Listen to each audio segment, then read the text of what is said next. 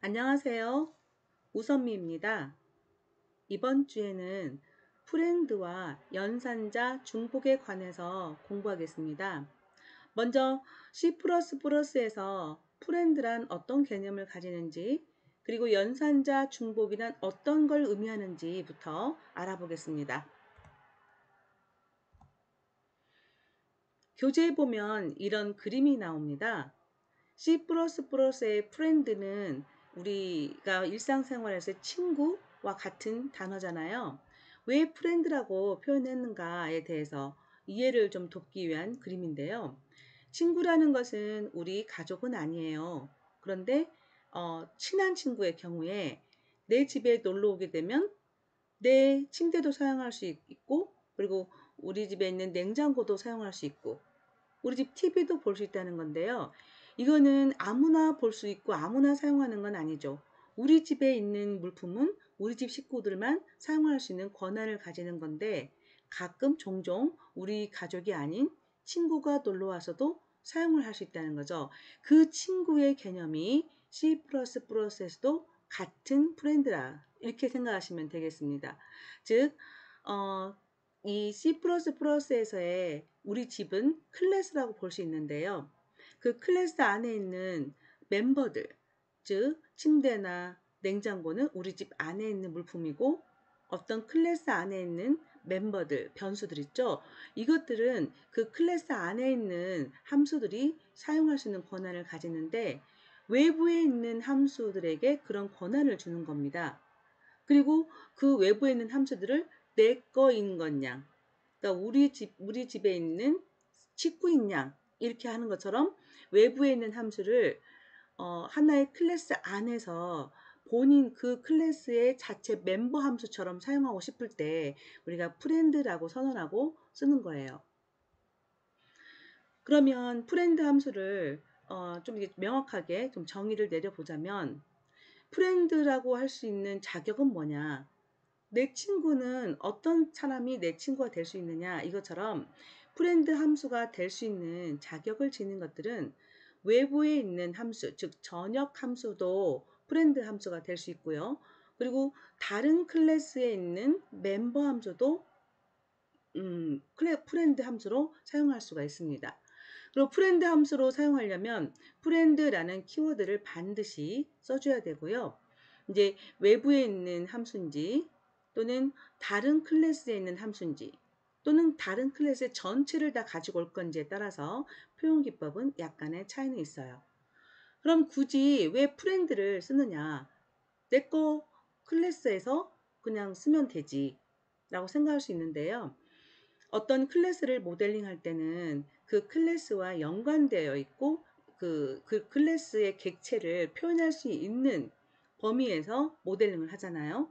그런데 이 클래스 멤버라고 하기에는 좀 어색함이 있으나, 이 클래스에서 사용하고 싶은 그런 기능이 있다고 한다면, 그런 경우에는 프렌드를 선언해서 쓴다는 거죠. 그래서 외부의 그 함수를 빼놓고, 왜?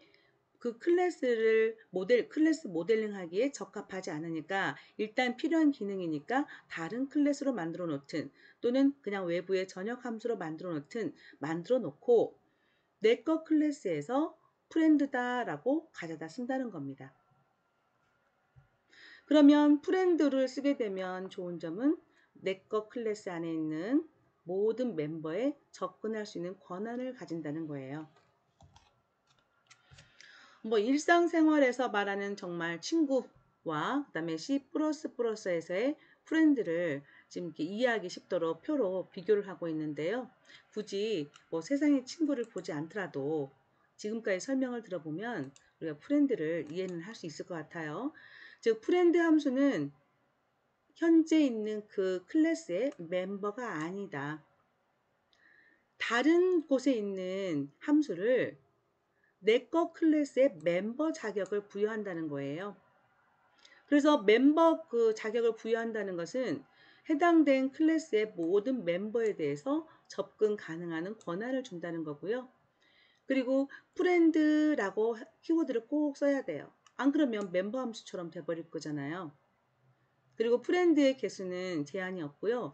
여기에 하나를 덧붙이자면 프렌드 함수는 이 본연의 객체의 멤버는 아니죠. 그래서 상속은 되지 않습니다.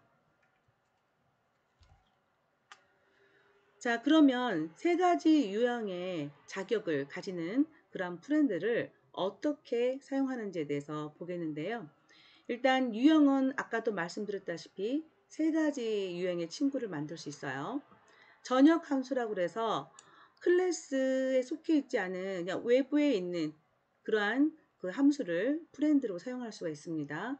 그리고 클래스 B에 있는 일부의 함수를 프렌드로 사용할 수 있고요. 또 다른 클래스에 있는 모든 멤버 함수를 모조리 내 거 클래스 안에서 사용할 수 있게 이렇게 하는 것을 세 가지 프렌드 함수가 되는 세 가지 유형이 있고요. 그러면 이 세 가지 유형은 어떻게 프렌드로 선언하느냐 문법을 보자면 첫 번째 외부 함수 equals라고 있다면 원래 함수의 프로토타입은 어떻게 됩니까? 반환형, 함수 이름, 가로 열고 매개 변수 리스트 이렇게 구성이 되겠죠. 그걸 그대로 함수 프로토타입을 써주고요. 그리고 그 앞에 프렌드라는 키워드를 붙이게 되면 이게 기본적인 외부 함수를 클래스에서 프렌드로 선언하는 문법이 되겠습니다.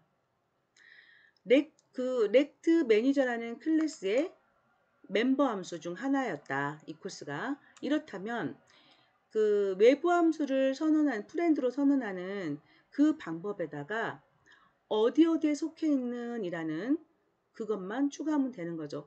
즉 equals라는 이름을 들먹일 때 어디 집에 있는 누구 이렇게 말을 해주면 되니까 프로토타입을 쓰실 때 반환형 뒤에 이만큼이 함수 이름이 된다고 보시면 돼요.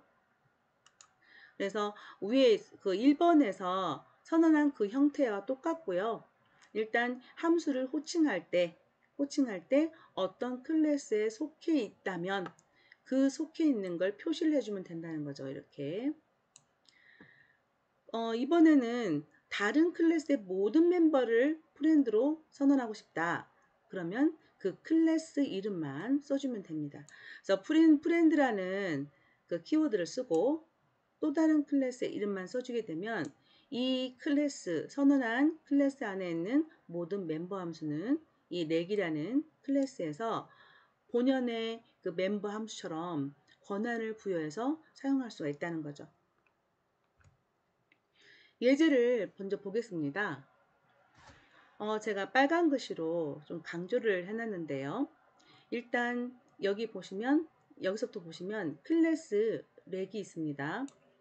그리고 클래스 렉 안에서 지금 프렌드를 선언하고 있죠. 불리언 타입의 반환 타입을 불리언 타입의 equals라는 지금 함수를 프렌드로 선언하고 있습니다. 자, 이런 형태는 어떤 유형에 속하냐면 어디 클래스에 있는 이라는 이름이 아니잖아요. 그래서 이거는 전역 함수를 프렌드로 선언하고 있구나 이렇게 볼 수 있고요. 그러면 전역 함수라는 것은 클래스 외부에 있는 걸 말을 하죠. 그래서 봤더니 여기에 프로토타입이 있네요. 자, 이렇게 되어 있는데 클래스 렉이란 것은 여기서 분명히 모델링을 하고 있는데요. 지금 빨간 글씨로 제가 클래스 렉이라고 그 불리언 타입의 equals 위에 써놨죠. 이거를 추가를 안 하면 참조 오류가 발생합니다. 왜냐면 렉이라는 클래스에서는 이 함수를 이렇게 멤버로 참조하고 있잖아요. 그러면은 이 참조하기 이전에 우리가 컴파일러가 제대로 동작할 수 있게 하기 위해서 클래스 렉이라는 게 먼저 있다고 꼭 언급을 해 주셔야 됩니다. 그래서 클래스 렉을 언급을 하고 그리고 나서 전역 변수 프로토타입이 나오고 그리고 렉이라는 클래스 안에서 이 전역 변수를 프렌드로 사용하는 거죠.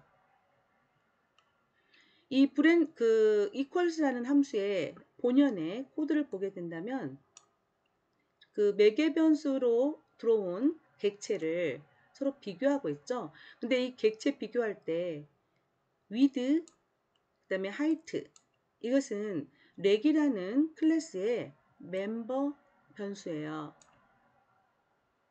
그래서 이 멤버 변수를 여기 그 equals는 외부에 있는 전역 함수임에도 불구하고 이 렉이라는 클래스 안에 있는 함수처럼 자연스럽게 내부에 있는 변수들을 참조하고 있다는 점이죠. 활용을 할 때는 메인 함수를 보겠습니다. 활용을 할 때는 그 렉 타입으로 지금 객체 A, B가 있습니다. 그리고 A, B는 지금 생성자를 보자면 width와 height를 초기화하면서 만들어지고 있잖아요. 그래서 width 3, height 4, width 4, height 5가 있는 그러한 객체 두 개가 만들어진 게 보이고, equals라는 함수를 부를 때 A, B, 지금 메인 함수 또한 이 같은 클래스 안에 있잖아요. 그래서 equals 하면서 바로 호출할 수 있고요. 이렇게 객체를 넣어서 보면은 3, 눈으로 보다시피 3, 4, 4, 5는 크기가 다르잖아요. 그래서 not equal이 출력되는 그런 형태를 가집니다.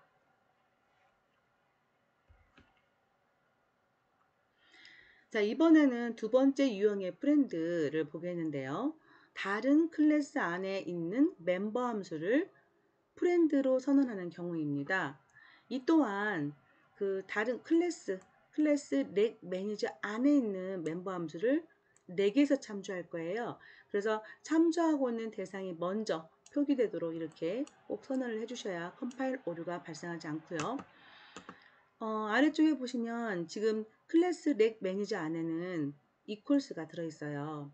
그러면 이것을 렉이라는 클래스 안에서 프렌드로 쓰고 싶을 때는 그 함수 프로토타입을 작성하실 때 이름 부분에 어떤 클래스 안에 있는 어떤 이름 이렇게만 바꿔주시면 됩니다.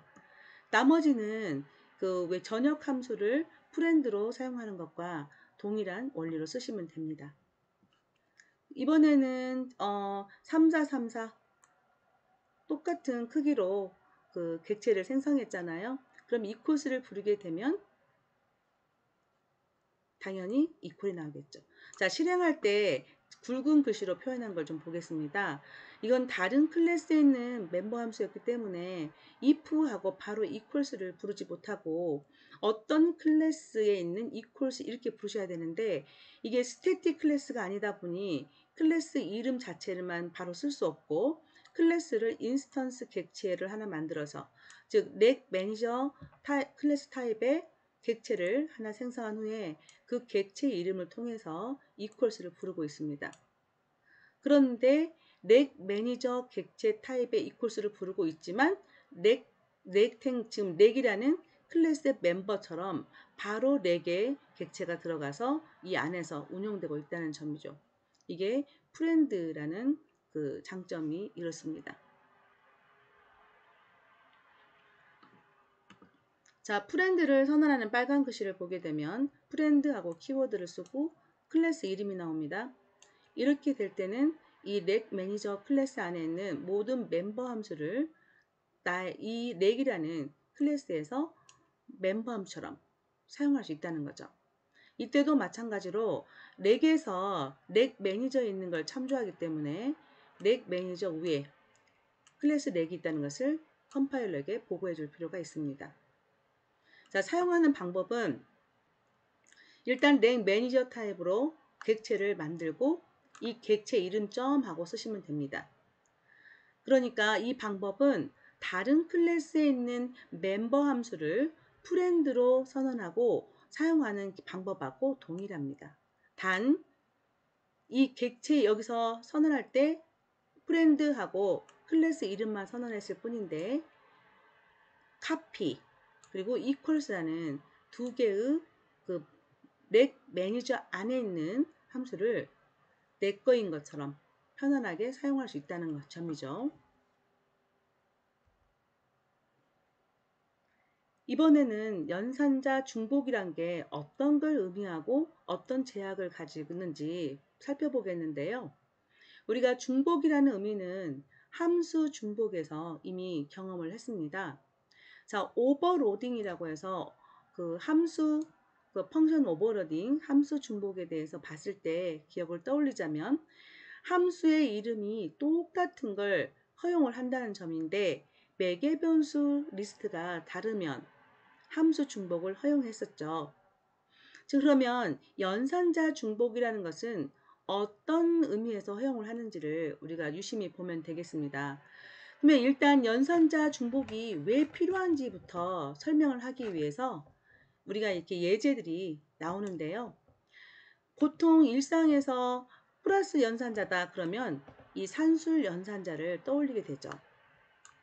근데 보통 이 플러스라는 것은 일상생활에서도 다른 의미로도 쓰인다는 점입니다. 뭐 색깔을 혼합할 때 빨강 플러스 파랑 그러면 완전히 색이 합쳐져 버리는 합해버리는 걸 말하잖아요. 근데 남자와 여자가 결합해서 결혼을 한다. 이때도 이렇게 표기를 합니다. 이게 장황하게 설명하기보다는 어떤 이렇게 기호로서 편하게 설명할 수 있는데 이 기호가 담고 있는 의미는 차이가 있다는 거예요. 두 개의 연관을 표현하긴 표현하지만 즉 이양연산자예요. 그죠? 양쪽에 피연산자를 가지고 있어요. 왼쪽에 오른쪽에 피연산자를 다 가지고 있어요. 이거는 공통사항이에요. 그래서 이 양쪽에 피연산자들이 있는데 그 피연산자들이 어떤 건지 달라요. 숫자인 경우가 있고요. 색이고 그다음에 이거는 사람이잖아요. 그래서 완전히 다른 그 종류예요. 종류이고 의미도 좀 달라요. 남자와 여자가 색처럼 합해질 수는 없잖아요. 그죠? 동일하게 같이 의미가 좀 달라지는 거죠. 그러면 이 다른 의미는 새로 정의를 하시고 쓰시면 되는 거예요. 그래서 이제 이번 과정에서는 이 플러스라는 것을 어떤 의미로 다시 정의하는지 이런 방법도 살펴볼 거예요. 그래서 이 플러스라는 것은 어떻게 보면 다형성의 구현이다 이렇게 말할 수도 있죠. 자, 그러면 그 C++에서 연산자 중복을 할 때 제가 말한 그 어떤 것은 연산자 중복으로 인정을 하고 그렇지 않은 건 연산자 중복이 아니다. 그런지 좀 보겠습니다. 플러스가 일종의 우리가 이제 덧셈을 하는 산술 연산자로 이렇게 사용하고 있죠. 이거는 특별히 정의하지 않고도 그냥 기본으로 베이직으로 사용하고 있는 것이고요. 그 다음에 문자열을 결합하는 것도 이거는 스트링에 다 정의가 되어 있어서 쓸 수 있는 건데요. 뭐 플러스 하면은 문자열과 문자를 합치는 그런 기능을 쓸 수도 있고, 자, 색을 합한다. 이거는 컬러 클래스 타입에 지금 A라는 컬러와 B라는 컬러를 만드는데 거기에 그 매개 변수로 블루를 넣어주고 있네요. 그러면 A라는 그 컬러 객체의 색깔은 블루, B라는 컬러 객체 색깔은 레드로 표현하고 싶은 건데요. 이때 플러스 연산을 하면 보라색이 나오나요? 근데 이거는 이 플러스는 우리 C++에서 이러한 개념을 지원하고 있지는 않아요. 그러면 이런 플러스의 개념을 내가 만들려면 이 플러스 연산자를 다시 정의하시면 돼요. 이거는 정의가 가능합니다. 이양 연산자로서의 역할을 그대로 가지고 있으면서 기능이 달라지는 거잖아요. 그래서 그리고 이 옆에 있는 A와 B가 일반 숫자가 아니죠. 우리가 기본으로 사용하고 있는 산술 연산자의 플러스는 A와 B가 숫자가 돼야 되는데 여기서는 현재 컬러 객체가 되고 있죠. 그래서 대상이 달라요. 우리가 함수 오버로딩이 가능한 것은 매개 변수가 다른 것처럼 여기 함수의 여기 연산자의 P 연산자의 형태가 다르면 가능하고요. 그리고 이 플러스란 것은 이제 여러분이 어떻게 어떤 역할을 하는지를 따로 함수로 구현해주고 나서 사용하시면 됩니다. 그거는 뒷부분에서 그 함수 구현에 대해서는 뒷부분에서 설명을 할게요. 배열 합치기라는 것도 마찬가지입니다. 이게 지금 A와 B가 P 연산자인데요. 여기 이 예에서는 A와 B가 어레이잖아요. 여기서는 A와 B 자체가 배열이죠. 그러면 배열 이 연산자의 P 연산자가 숫자가 아니죠. 기본 연산자의 그 대상 객체가 지금 일반 숫자가 아니면서 그 다음에 어떤 의미를 가지고 있는 거 이거는 플러스에 대해서 중복 연산을 할 수 있는데요. 이때도 마찬가지로 이 플러스라는 것은 이런 의미를 가진다라고 따로 함수로 만들어 놓고 사용하셔야 됩니다. 그러면 연산자 중복의 특징을 좀 살펴보면 일단 화면에 보이는 것은 컴파일 56이라고 써있죠.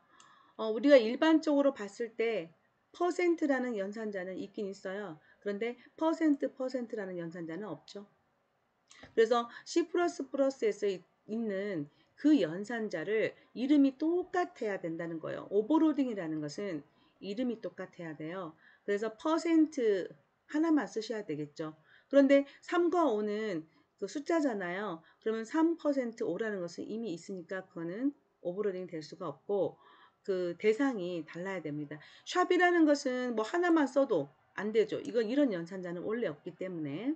그래서 C++에서 제공하는 문법상 존재하는 연산자가 있다면 그 연산자를 또 다른 기능으로 사용할 수 있는 거. 이게 연산자 중복이라는 거고요.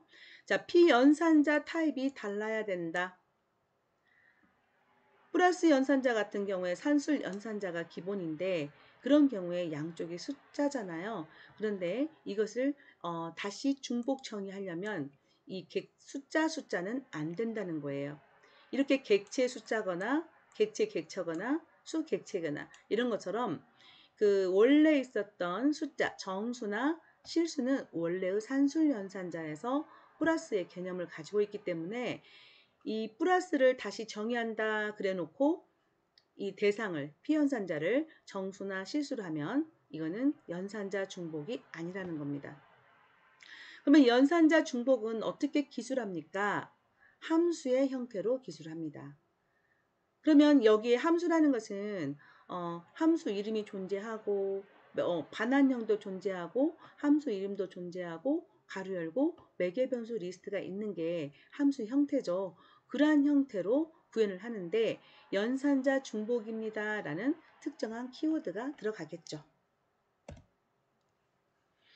자, 연산자 중복의 특징을 계속 살펴보면 중복된 연산자는 피연산자의 객체를 동반할 수밖에 없다더라. 따라서 클래스와 관계를 가질 수 있다는 겁니다. 그러면 이 연산자 플러스 연산자의 객체가 들어온다는 것은 이 그 함수, 즉 중복 연산자를 함수로 구현을 해야 되는데 그 함수를 어디다 놓을 거냐에 따라서 달라질 수 있는데요. 이 연산자 함수를 해당 클래스의 멤버로 할 거냐 또는 전역 함수로 뺄 거냐 여기에 따라서 프로토타입의 차이가 좀 있습니다. 전역 함수로 이 연산자 중복을 함수를 뺀다면 그 연산자 중복 함수를 사용하고 싶을 때 해당 클래스에서는 프렌드라고 선언하고 사용하시면 되겠죠. 플러스 연산자 같은 경우에 이항 연산자잖아요. 그래서 피연산자의 개수를 바꾸면서 하는 것은 연산자 중복으로 인정하지 않는다. 그래서 이항 연산자는 이항 연산자 그대로 간다는 거고요. 그 다음에 연산자 우선순위도 변경하면 안 된다. 플러스 마이너스와 곱하기 나누기의 연산자 우선순위는 다르죠. 그러면 이거를 중복했을 때 그때도 다른 기능의 의미를 가지겠지만 연산자 우선순위는 변하면 안 된다는 겁니다. 그리고 연산자 중복이 모든 연산자에 대해서 허용을 하지 않는데요. 그러면 허용하는 것과 허용하지 않는 걸 살펴보면 이러한 표로 구성할 수 있습니다. 그러면 중복 불가능한 연산자만 좀 외워두시면 되겠죠. 사망 연산자와 범위를 지정하는 거 그리고 그 참조하는 그런 기호들은 연산자 중복을 지원하지 않습니다. 연산자 중복을 구현하기 위해서는 함수로서 표현한다 그랬는데요. 일반 함수는 리턴 타입이 존재하고 그리고 함수 이름이 존재하고 매개변수 리스트가 존재합니다. 여기서 차이점이란 것은 함수 이름이 일반적인 마음대로 구성하는 그 변수 이름이 아니라 중복을 하고 싶은 연산자가 된다는 것도 하고 그 앞에 오퍼레이터라는 키워드를 붙인다는 것만 빼고는 일반 함수와 동일합니다. 자, 그러면 실제 실제 안에 있는 코드 구현이 아니라 전체 외부의 프로토타입을 좀 보게 되면 좀 전에 저희가 예로 들었던 컬러 객체, 즉 컬러 객체를 더하는 그러한 플러스 연산하고 그 컬러 객체가 같은 객체인지를 비교하는 그러한 같다라는 연산자를 그 함수 연산자 중복으로 만든다고 한다면 먼저 외부 함수로 만들어 놓고 그 어떤 특정 클래스 안에서 프렌드로 선언해서 쓸 수가 있다는 겁니다. 이때 이 선언만 보실 게 아니라 그 오퍼레이터 하면서 시작하는 함수의 프로토타입을 보면 차이가 있습니다. 일단 이거는 반환형이 나오고 그 다음에 오퍼레이터란 키워드를 동반하면서 연산자가 나옵니다. 그리고 매개 변수 리스트가 나오는데 자, 외부 함수로 뺐을 때는 두 개의 객체를 비교하는 또는 두 개의 객체를 더하는 이러한 연산자잖아요. 원래 플러스 연산자는 이항 연산자이기 때문에 객체 두 개가 필요합니다. 그래서 두 개를 이렇게 넣어주고 있고요. 그런데 외부 함수가 아니라 클래스 멤버로 선언할 때는 객체가 하나가 들어갑니다. 이거는 그 이항 연산자에서 객체를 하나만 쓰니까 피연산자가 하나다 그런 개념이 아니라 우리가 클래스 멤버로 들어갈 때는 이 함수를 호출할 때는 이 클래스 타입으로 객체가 만들어져서 즉 인스턴스 객체 점하고 부를 수밖에 없는 형태죠. 그래서 인스턴스 객체 점 하고 나서 부르기 때문에 이 왼쪽 피현산자, 오른쪽 피현산자라고 말을 한다면 왼쪽 피현산자는 이 객체, 컬러 타입의 인스턴스 객체가 되는 것이고 새로 들어온 매개 변수가 오른쪽의 피현산자가 되는 경우가 됩니다. 그런데 외부 함수에 있는 것은 어떤 클래스에도 속하지 않기 때문에 그 클래스의 인스턴스 객체를 만들어서 호출되는 형태가 아닙니다. 따라서 두 개의 매개 변수를 가져야 될 필요성이 있는 거죠. 자, 프렌드로 선언을 하고 이렇게 프렌드 선언 방법은 전역 함수를 프렌드로 선언하는 방법하고 똑같고요. 그래서 return 타입 그리고 함수 이름 매개 변수 리스트가 됩니다. 이렇게 하고 메인에서 사용할 때는 이 컬러 타입에 객체를 그냥 넣어주면서 불러버렸잖아요. 그죠? 그 다음에 여기서는 멤버 함수니까 이 컬러 타입의 객체를 생성한 후에 그 객체 점하고 오퍼레이터를 불러야겠죠. 자, 이렇게 해서 전반적인 개념을 좀 살펴봤습니다. 그러면 이후에서는 이제 그 자세하게 우리가 프로토타입이 아니라 어떻게 그 연산자 중복 함수를 만드는지에 대해서 공부를 하도록 하겠습니다. 고맙습니다.